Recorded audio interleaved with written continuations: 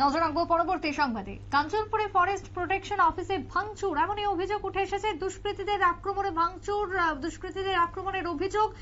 ব্যাপকভাবে ভাঙচুর করা হয়, শতাধিক উচ্ছৃঙ্খল জনতা এই কাজ করে, এমনটাই অভিযোগ গতকাল গভীর রাত থেকে উঠে আসে। তবে চোরাই কাঠ উদ্ধার করাকে কেন্দ্র করেই নাকি কাঞ্চনপুরে রবীন্দ্রনগর স্থিত ফরেস্ট প্রোটেকশনের অফিসে ব্যাপকভাবে ভাঙচুর চালায় শতাধিক উচ্ছৃঙ্খল জনতা।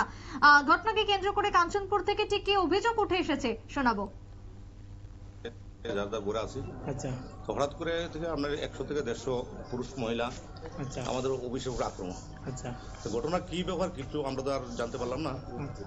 তারপর আমরা অফিসের কমপ্লেক্সে যা দরজা জানালা আছে সব তারা ভাঙচুর করছে। আমরা কোন রকম মানে প্রাণে বাঁচার জন্য আমরা কোন ভাগ্যে প্রাণে বাঁচছি আমরা। মানে এটা কি হঠাৎ করে আইছেন? হঠাৎ করে কেমন লোক হইব? আনুমানিক সংশ্লিষ্ট বক্তব্য আপনারা শুনলেন। শনিবার কাঞ্চনপুরে ছুটে যান উত্তর জেলার ডিএফও সুমন মল্ল এবং আধিকারিকদের সাথে কথা বলেন। ঘটনায় পুলিশ প্রশাসনকে দোষীদের বিরুদ্ধে কঠোর পদক্ষেপ নেওয়ার নির্দেশ ইতিমধ্যেই দিচ্ছেন বন দপ্তর। ছোট্ট বিরতির পর ফিরছি, সঙ্গে থাকুন।